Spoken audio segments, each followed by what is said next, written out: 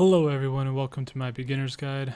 I know this is a long one. I tried to keep it as short as I could, but there's just a lot of information that I need to go through. I even skipped over some pretty big sections, but just because there was no way to really get in everything that I wanted to mention in this video. It's already insanely long. Really quick, there are some codes for the game below in the description. Check those out. Without wasting any more time, here we go. Okay, let's start with the player profile. As you would expect, this lists your name, your VIP level, your player level, your total might, the server you play on, guild you're in, and what stage you're on. You can change your name by clicking this button here and paying 200 gems. You can also leave a message. I'm shameless, so I have my YouTube link here. You have your lineup here, and then there's the server time down here, which is useful for start time of certain server events. We go up here to the settings. Basically, the most important thing here is select server. This allows you to play on the same account across multiple servers, but do be aware that none of your progress will transfer between servers. So you will have to start over from the beginning every single time. Okay, so here is this little green button. Looks like someone flexing with a little upgrade symbol. So this is the game tips menu. Which obviously has game information. And I found this to be kind of hard to navigate, but it does have useful information, especially if you forgot how a specific mechanic works. I personally would just go to the Discord servers in the description below or to the Game Within wiki. The next icon is your signboard girl. As you can see, I have 2 currently set, and you can have up to 5 set. If you tap the signboard girl, you'll get a little bit of belonging. I've already maxed out mine for the day. You can go up to a maximum of 10 times. It's just a good way to passively gain belonging. And I'll go over what belonging exactly is a little bit later on. The next icon here is just a way to clear off the UI. Nothing too crazy. This is the achievement button. As you progress through the game, and as the server gets older, people will clear through certain stages, which will unlock rewards. So make sure you cheer on your whales, collect your rewards. It's just an easy way to get crystals throughout the game. Next is the friend button. So you can send and receive 20 friendship points a day. So make sure you have a full active friends list. If someone's been offline for more than 24 hours, I would just remove them and add someone from the auto find button, which is right here, or just add someone from your guild that you know is going to be active. Okay, and lastly here you have the mail button, pretty straightforward. You'll get rewards and stuff sent here. Currently there's no way to send private messages to other players, so this is just a collection point for goodies in the game.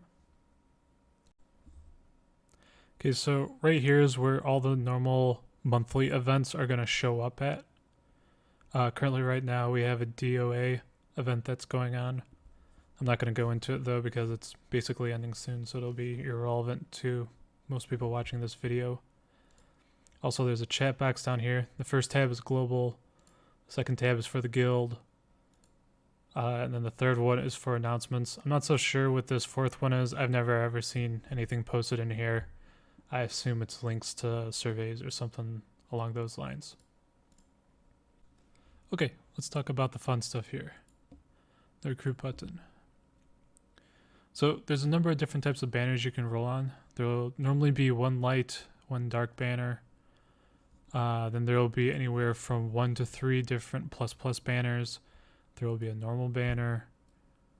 There'll be a friendship banner, an attribute banner, an astrology banner, and a gotcha banner. So from the top, light and dark banners. These use premium tickets that cost quite a bit. I believe it's 500 for 1 ticket and 10k for a 10 roll. These are basically whale banners, so don't roll on them unless you have saved up enough rolls to reliably clear the encounter roll reward, which in this case is 160 rolls. You're going to need to save up over 300 or more rolls if you're trying to 3-star any of these characters. As you can see, I wasn't super smart when I first began playing, and I was rolling on this banner, and I didn't end up getting anything, so I basically just wasted 53 rolls since there's no way I'm gonna collect enough rewards to actually hit 160 here. So now that I've learned, you see me saving, and I'm going to be saving up for the next banner. So the light dark Huntresses tend to be some of the better Huntresses in the game. It's not always the case, but just as a general rule, they tend to be better. You also really should not be pulling unless you can guarantee 3 stars. For light dark banners, that's going to be around 300 to 400 rolls. And for the plus banners, you can reliably get 3 stars at about 250 to 300 rolls. I've been pretty unlucky on some of my plus banners where it took me closer to 400-ish to get 3 stars, but that's very rare to happen.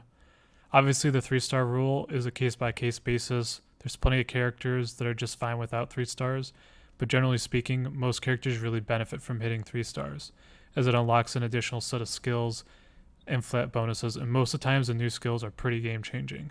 Like, these things are really strong. I don't want to keep deviating from the current task, so you're just going to have to trust me until I can show you guys later on with some examples what I mean by how strong having 3-star characters are. Okay, so if you look on the right-hand side of the screen here, you can see this percentage icon. And here you can see all the rewards and their drop rates. The drop rates for the light to dark banners is about 1.5%, and there is no hard pity, so keep this in mind when you're pulling. Below this is the rewards that you can receive when you are pulling from multiple copies. As you can see, if you whale for her and bring her up to max stars, you also get some other pretty solid rewards. And finally, down here with this card looking icon, this is a guaranteed draw. This means that at 160 pulls, you will get a copy of this Huntress. It doesn't matter if you get 2 Huntresses or 10 pulls beforehand, you will always get a copy at this specific cutoff. There's no hard pity in this game, so having a mechanic like this as a stand-in is really nice if you're trying to collect, so you're guaranteed to get a copy at 160. You only get this reward a single time though, so keep that in mind if you're pulling for 3 or more stars. Let's jump a bit down here to the plus banner. It's a similar setup, but there are a few differences. First off, let's look at the drop rates. So as you can see, drop rates are much better. You have about a 4% rate in total compared to the 1.5% of hitting an SSR. And then when you do hit an SSR, it's a 50% chance that it'll be this plus banner character. You also get a one-time copy of the character at 80 rolls, which is really good, but this does not repeat.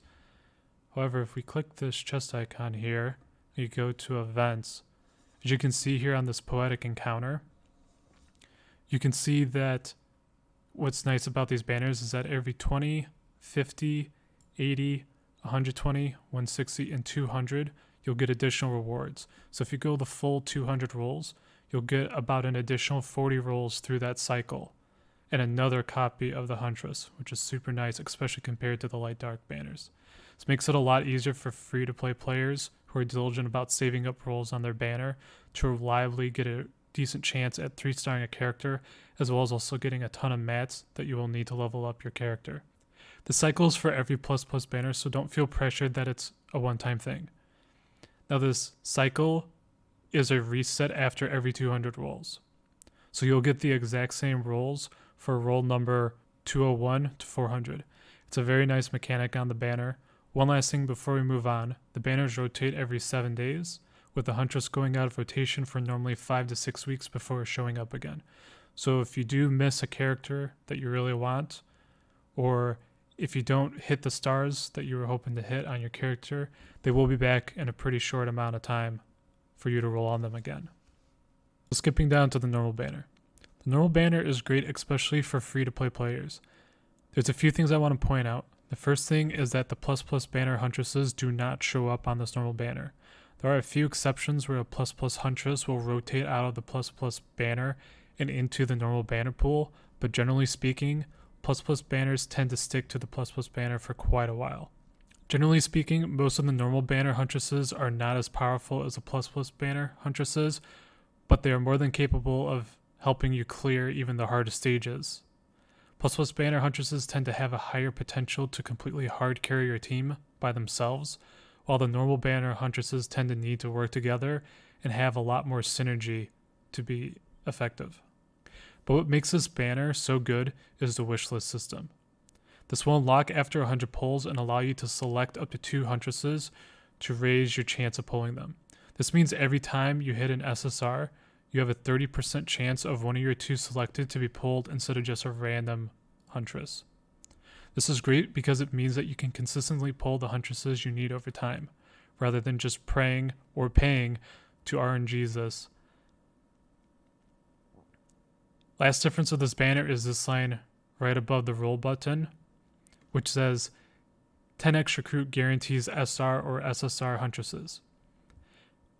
If you go back and check the plus banner, you will not see this line item there. This means that on normal banners, you only want to pull in rolls of 10 and do not want to do single pulls. Also, just going to say this now, since it's important, I don't know where else I really want to put this in this video.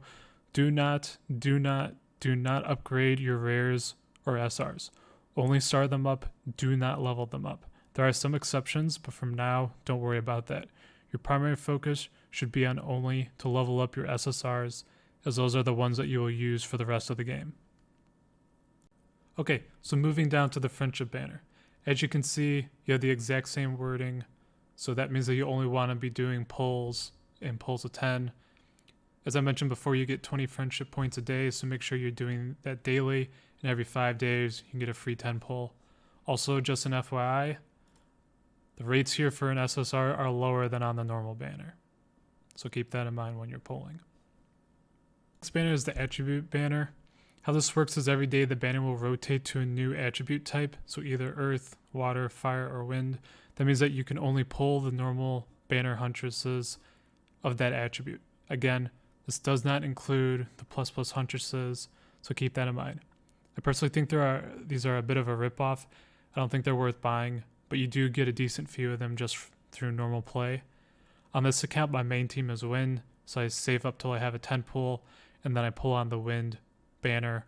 This has the same notation here as the other banners that you want 10 in order to get a SR or an SSR. Okay, next is the Lucky Gacha banner. This is an equipment and resource banner. I personally buy the discounted gacha roll in the store, which can be found in your guild hall by clicking on the shop icon. So I do the 1 roll a day, but I wouldn't put any crystals into this one. Most of your power in this game comes from upgrading and starring your huntresses. So if you're tight on crystals, I would not recommend pulling on this banner.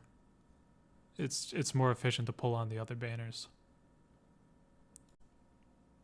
Okay, if we go up here to Astrology House, this is a banner that opens after you clear some of the higher stages. Basically, this banner combines the gacha banner and the normal banner together, so you're getting this weird mix of huntresses and mats. I would generally stay away from this one unless you already have Oracle tickets or you're trying to specifically pull a light or dark normal banner huntress. It costs 5k for a 10 pull and like 500 for a single pull, which is a lot compared to the other banners. So I completely forgot to mention this when I first recorded. I forgot to talk about how much these actually cost. So on the normal banner, these cost 300 crystals. And for a 10 pull, you actually get a discount. So for a 10 pull, they only cost like 2,700 crystals or somewhere around there. For the plus banners, it costs 3,000 for a 10 pull. And for a single pull, it costs only 300 crystals. Okay, let's swing over to the huntresses then. So if you click on a character here, you can see their name, who does the voice acting. You can also see what type of huntress they are, either wisdom, agility, or defense. You can see their attribute, which is earth, water, fire, wind, light, or dark. You can see their current level. You can see their current level cap and how many stars they have. I have a video to also go over all the different substats down here because not all of them are what you think they would be, but that's something that we'll go through in the future. Down here, if you click the upgrade button, you can upgrade your character and you can also upgrade the number of stars your character has here. So keep in mind when you're upgrading your characters, you need a total of 16 copies of a character to fully upgrade them to 6 stars, or 7 copies if you're just trying to hit 3 stars. If we back it up and come down here to this hanger icon, as you can see here, this is where we can set the skin of the Huntress. We come down here to the skill tab. This shows the Huntress's main skills, their mastery skill or their ultimate, and then they have 2 passive skills. One will do something pretty unique to the Huntress, and the other one will just be a flat stat increase. Generally, each of these skills can be upgraded 3 times, and you unlock a new skill at every 20 levels. Now, if I swing over here to the left, this is unlocked once your Huntress hits 3 stars. This is called the exclusive equipment skill, but everyone calls it EE for short. All SSR characters have an EE30 ability that fundamentally changes how they play. This is why it's so important for characters to hit that 3-star milestone, because that is when the EE is unlocked for upgrading. And I cannot stress how insanely powerful some of these characters are. Like, they can make or break a team. Like, look at this skill here, right? 8% of your side's total shields is converted into additional attack up to 500% of her attack. So she can just receive 500% stacking attack damage, which is just insane. It's really, really strong. Okay. Let's move on to the gear tab. All right, so on the gear tab, gear is broken down by the 3 main Huntress types. So that would be Wisdom, Agility, and Defender. And then it's divided a further 7 categories by attributes. And then the 7th category is gear with no attributes, as you can see here. Also, for these emblems, honestly, there's a lot of information both on the equipment and on the emblems, and I'm just going to have to have its own video. But basically, the hard and fast rules are don't upgrade anything unless they are legendary or yellow or mythic, which is red. These are the 2 highest quality of items, and it's important you're not wasting materials in like purples, blues, greens, and whites. Okay, so the 4th icon here is engravings. As you can see, I haven't opened it yet. It takes 14 days from when you start for this to unlock. I have done some preliminary research on them, and I can tell you that they are pretty strong, but they're hard to get. You can get stat boost up to like 50%, like I've seen 50% attack engravings, which obviously is really good, but again, these are pretty hard to get. I'll do a video on them in the future when mine unlock. Okay, and all the way down here, finally, we have exclusive equipment that I was mentioning earlier. This unlocks at 3 stars, and that's also when you can begin to upgrade it. Probably those of you that are watching haven't reached this part yet, since most of you probably don't have 3 stars on a character. This takes a ton of investment to get to EE30. I'd highly recommend that you only upgrade the EE on 1 to 2 characters per team max, especially early on. I think to go from level 1 to around level 20, you need somewhere around 600 of these white energy stones. And to go from level 21 to level 30, you need like another 600 or 700 of these red energy stones. So spend these wisely. Okay, let's move on to the shrine. Most of you should be fairly familiar with the painting scroll. This is where you can view every Huntress in the game, and when you start up characters, you can awaken them down here for some extra might. Over here in the temple, this unlocks pretty early and is actually a really important mechanic. Don't worry about these 2 resources up here. The mechanic for them isn't on global yet. What we care about is this defense button down here. So as you can see, I have a number of characters in here. You unlock 1 slot for each stage you clear up to stage 16. So you can have a total of 15 characters in here. What you do is you put your highest leveled Huntresses in here, and they unlock certain stat increases. So how this works is it sorts through your highest leveled Huntresses down to your lowest leveled, and each progression point of 20 levels gives you some percentage increase of a bonus. Some of the common ones are attack, defense, HP, and the more rare ones are crit, crit damage, dodge, tenacity, and crit damage reduction. The individual buffs might be small, but when you combine these together, they add up to be pretty substantial. Like if you look here, I have a 26% attack increase, a 27% defense increase, a 3% crit increase, a almost 12% crit damage. This is really good stuff because these are all roster-wide buffs, which means that every single one of your Huntresses are getting all of these buffs. Okay, so if we back up here and come into bonds, so this is another roster-wide buff mechanic. This is specific to how many stars a group of individual Huntresses have together. The bond is completed when you own at least one copy of all the characters in the constellation, and the bonus will unlock. And then there will be additional unlock bonuses as you continue to rank up these individual Huntresses inside of this constellation. Now the bond system opens up near the beginning of the mid game. So if you guys haven't already hit it yet, you'll be hitting it pretty soon. Okay, and finally, let's move on over here to the Power of Faith. So the Power of Faith is a late game roster-wide buff mechanic. Basically, you take these Dragon Huntress souls and you take these Dragon Huntress spirits and you upgrade the Chalice, which provides roster-wide buffs. Then you have these spirits, which you upgrade the individual types. This is just a way for you to really min-max certain types of characters that you use a lot. Also, an important note, every 5 levels, you'll get stat increases on the really good buffs, like speed and final damage. I recommend you upgrade whichever type your main carry falls into, as you want that Huntress to be as strong as possible. For example, my main carry right now is a Wisdom Huntress, so that's why I have most of my upgrades in Wisdom right now. Don't worry if you don't have this, it's a late game mechanic, you'll get to it eventually. Okay, let's move on to the next tab here, to the bag tab. I really just have 2 comments here, as this one is pretty self-explanatory. The first is don't use your resource tickets early on. They key off of your current hourly rate. So generally you want to use these after you have progressed to a higher stage. If you're really close to a big upgrade, it can be worth using them, but generally I would just hold on to them. My second comment is on the Shard tab. When you fully upgrade rare and SR characters, any additional copies of those characters will be converted into SR or SSR shards. Make sure after you're done pulling that you convert all the excess characters into these shards, and then you use these shards when you get to 100.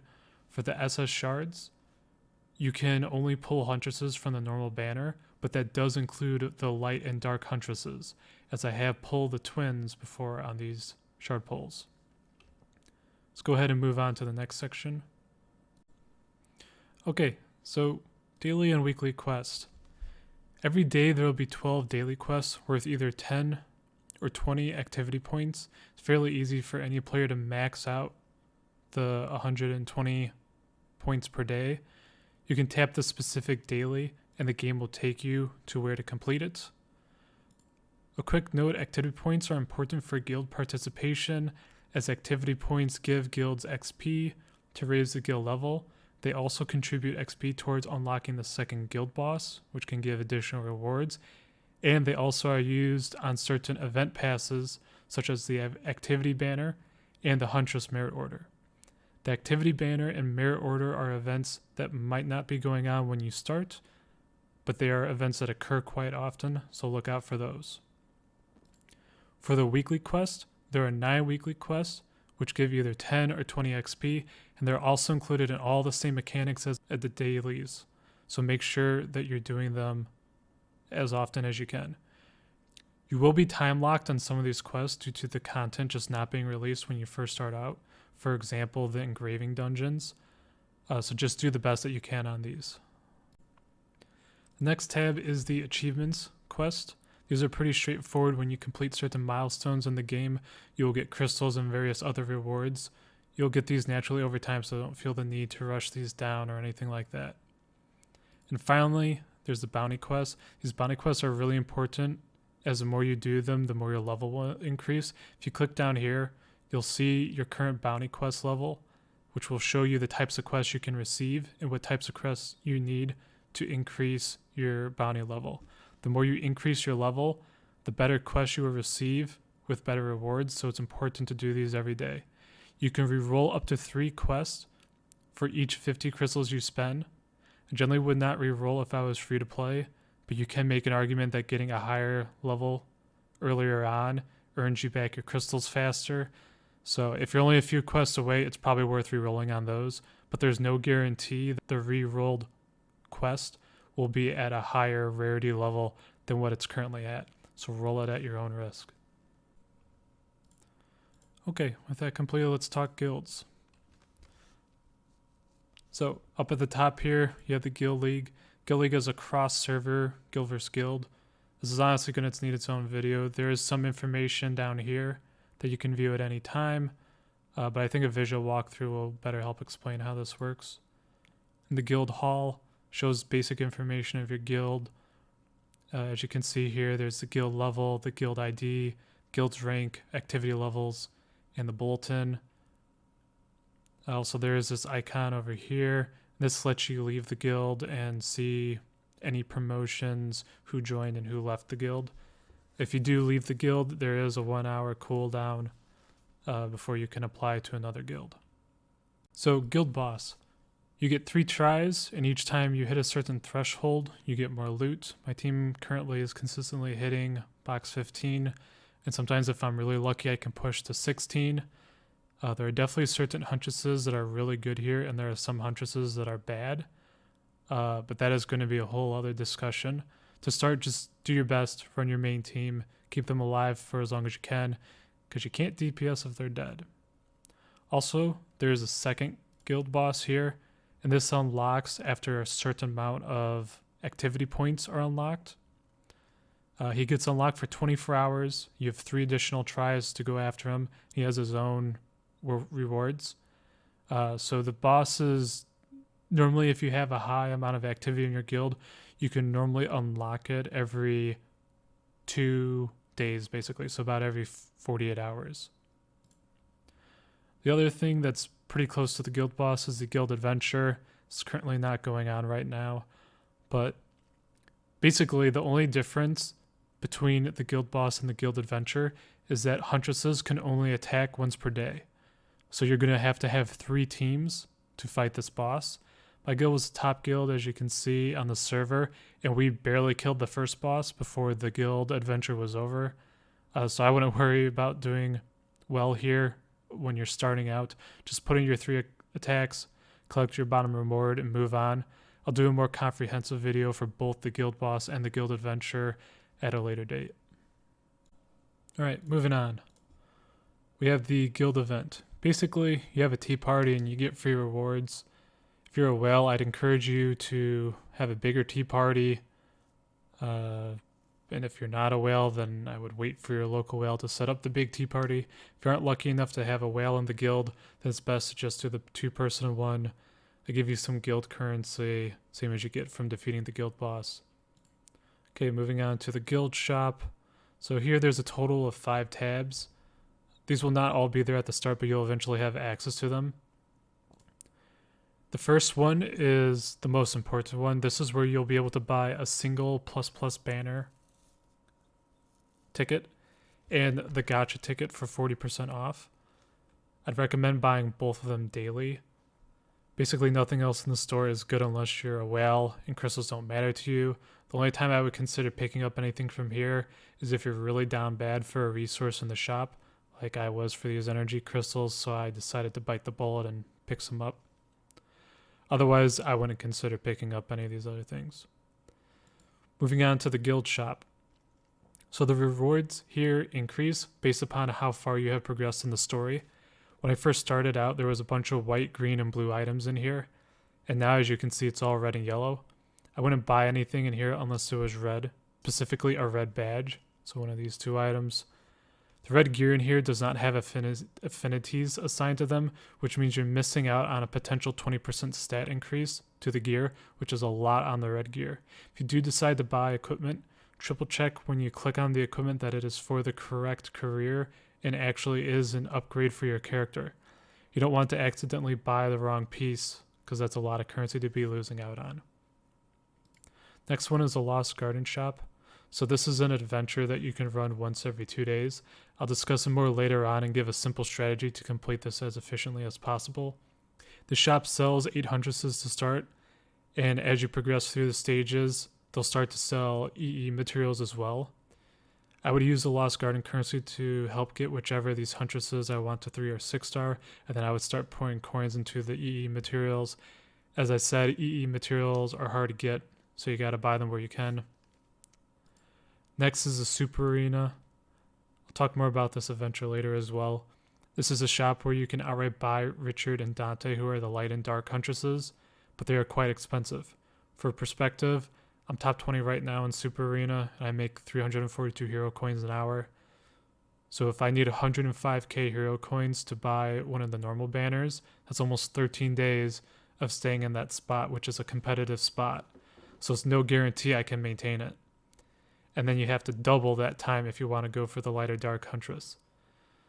So it really comes down to what you want. Personally, as a win user, I use Octavius and Da Vinci all the time, so I'll definitely be focusing on getting those 2 Huntresses to 6 stars before messing around with anything else. You can also get elemental gem packs, but that's late game stuff, so don't worry about that yet. The final tab is the Splendor Memory Shop. I haven't even reached this point yet that I can use it, so I'll do a update on this in a future video. Alright, we got a few more tabs that we need to wrap up, and then we'll finish up here with adventures. So the events tab. It shows all of your current events that are currently going on. At the start of the month, every single month, there will be a Fortune Cat event that will run for the first 3 days. I actually have a video on this that you can check out that explains exactly how this event works. Rookie training. So the rookie training everyone gets during their first 15 days of playing. There will be 10 days worth of rewards. So make sure that you try and grind these out if you can. Some of them are actually pretty hard to get unless you whale for them. So just do the best you can, get as much as you can. It's free resources here. At the start of a new server, they'll get this Maiden's Appreciation quest. This is again another kind of whale banner. If you're free to play and you start right at the beginning of the server, there's a chance that you could get a 6-star SSR card from a normal banner, but I wouldn't really try and go for this. For the mystery code, so see this down in the description below, but basically there's event codes inside the game. I think there's 8 of them active right now. You just plug them in here, hit claim, and then you get free rewards. There'll also be some sort of a banner for the plus events that are currently going on. This is where you can see the rewards over here at the Poetic Encounters. And you can check your current progress for where you are on the banners and how close you are to what tier of reward. So if we come down here, normally there will always be some sort of an activity event going on. This is just an activity event that gives you points for just daily things that you do on the account. So as you go up, you'll get these rewards. And as you come here, you can spend them in the shop. The tokens do roll over, like these were from the previous activity event, so they do roll over from event to event. So again, do as much of this as you can because it's just free rewards. And then finally, they have the 2 extra rewards down here. Generally, these will last for about a week, and they rotate basically once a month. So it goes, first week, second week, third week, fourth week. Sometimes they're out of order, sometimes they're not. So if we go to the shop tab here, this takes you right back to the guild shop, which we already went over. So I'm just going to move right on to the top up tab. So long story short, this is going to be a video on its own. The basic rule is only buy the $5, $15, $30, and $50 plus pulls. Do not buy anything else in the shop. You generally do not get a whole lot of value unless it's these items. A guildmate of mine named Luck was kind enough to do a value breakdown in a Google Doc. I'll post the link to that Google Doc in the description below. Make sure that you check that out before you purchase anything in here. The only other thing that I want to talk over is the VIP tab. So this is a list of all the benefits you get when you spend money or you just play the game. There are some achievement rewards for clearing stages and leveling up at certain thresholds that'll give you VIP, so you will get some VIP points just by playing the game. But obviously, if you really want to push your VIP level, you have to spend. This is where your 4x speed button comes from, your skip button comes from, and you also get some passive buffs to your idle resource intake. You can view any of the level passes in the game at any time. The 4x speed and the skip button speed are pretty early on, so don't stress. You do get the really useful features pretty early on the VIP pass. Okay, privilege tab. Now, if you're going to spend money in this game, this is where you're going to want to do it. If you're on a budget, this is where you're going to want to spend that budget. This tab has the best value for dollar spent by a long mile. I'm talking like 1,600 to 2,000% efficiency compared to the top-up tab. So these two monthly passes right here are some of the best ratios, specifically the Supreme Pass. The recruit ticket is also very good value, but you really only need this in the first few months of playing, as you won't need recruit tickets as much when you have a lot more of the normal banner huntresses at 6 stars. I also want to talk about this purchase attempt wording. It's just a really weird translation error, I think. All this means is that instead of buying 30 days, you can buy up to 90 days.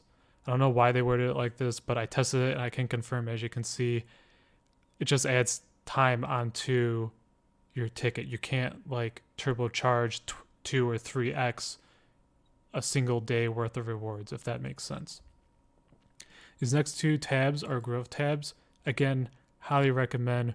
Really, really good value in that 1,600 to 2,000% efficiency range. If you're going to spend money, these three tabs are definitely where you want to do it. Huntress Merit Order.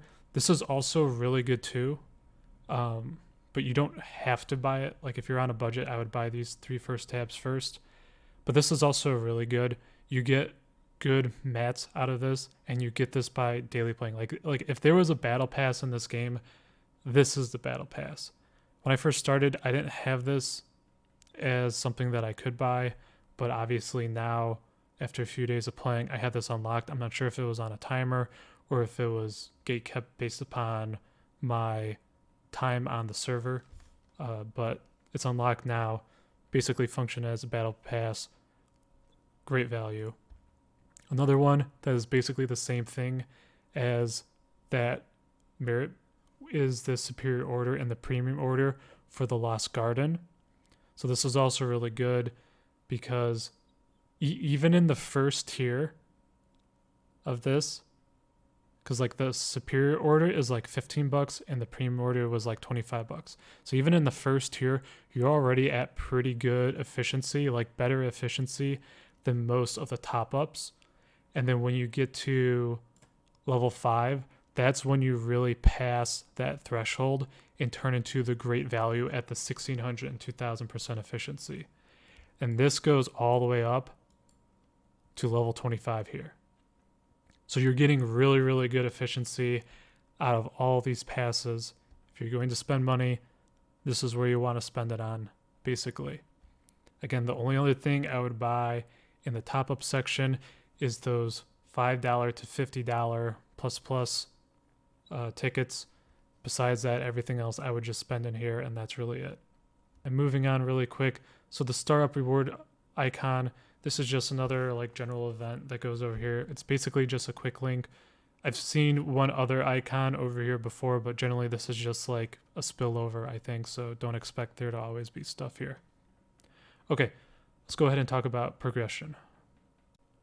Okay, so first and foremost, when focusing on progression-based content, you have to really push the main quest stages as high of a level as possible.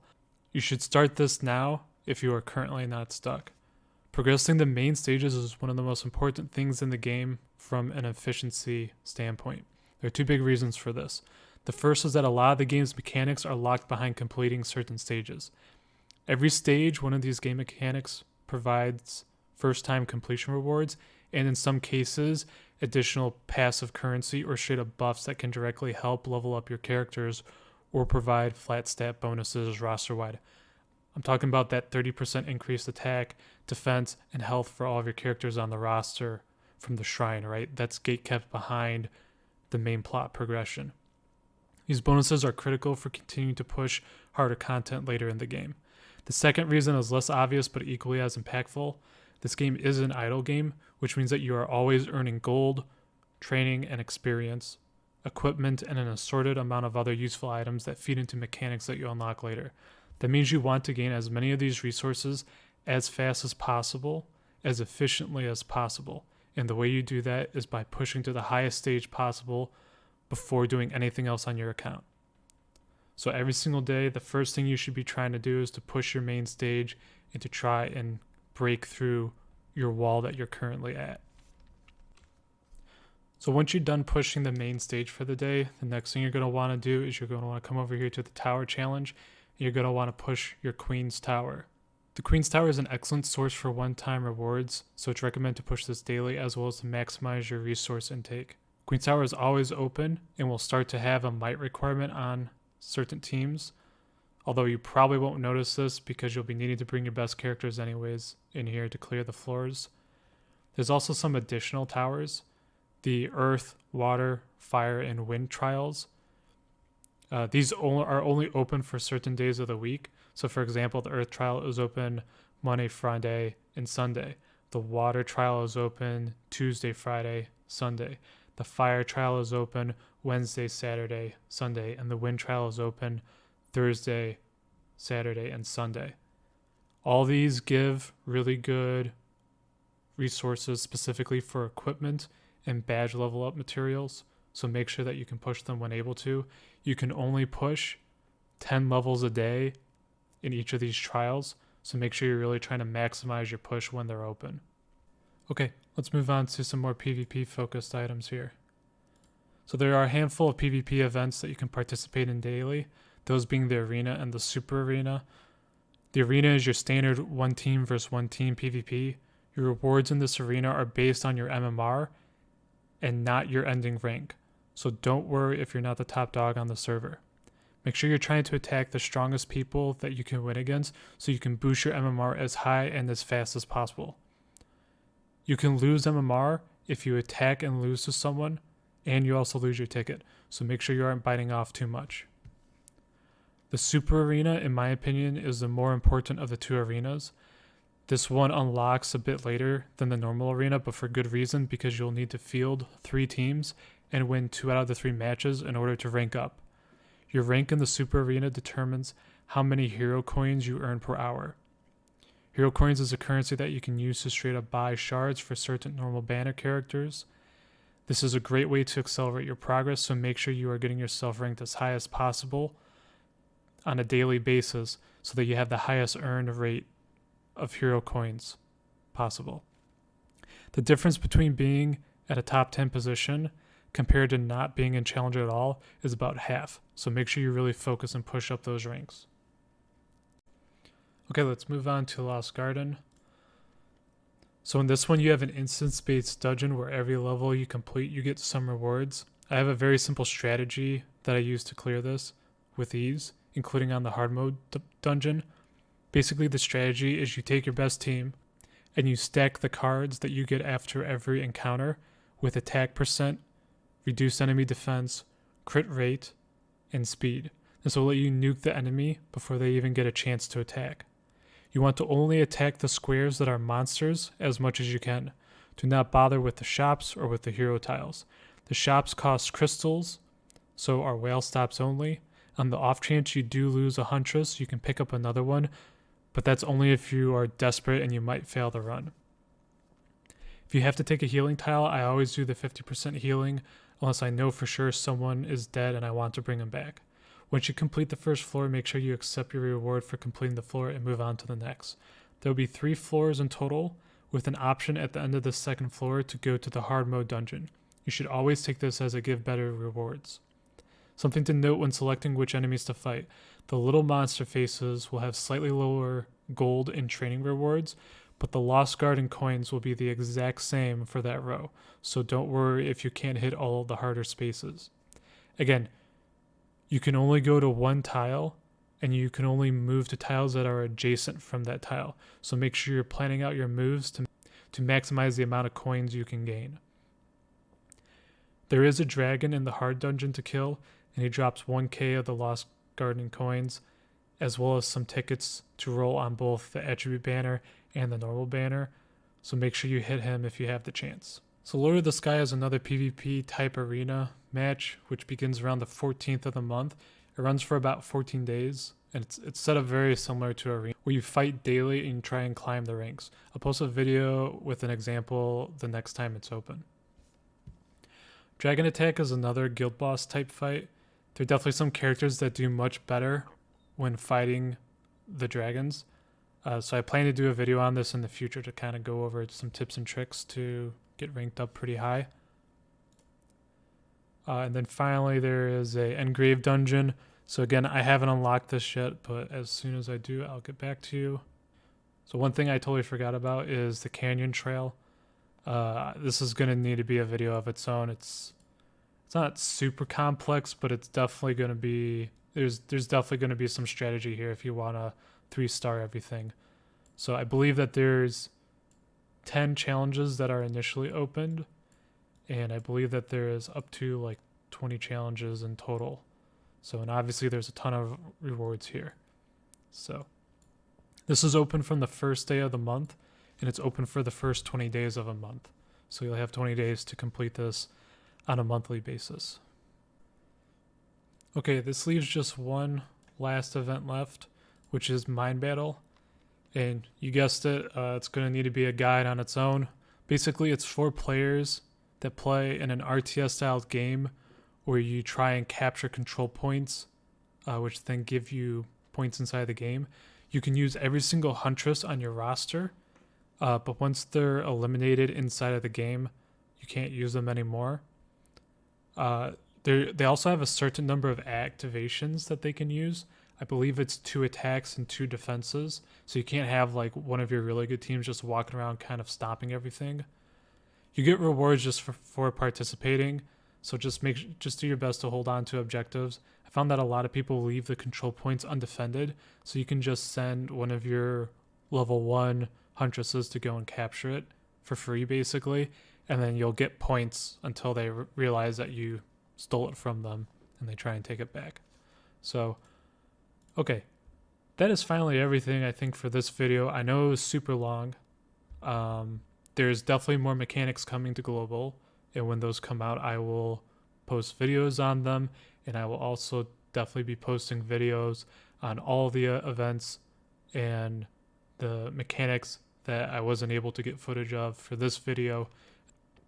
So slap that like button, tap subscribe, and go roll once on that banner to reward yourself for sticking it through on this video.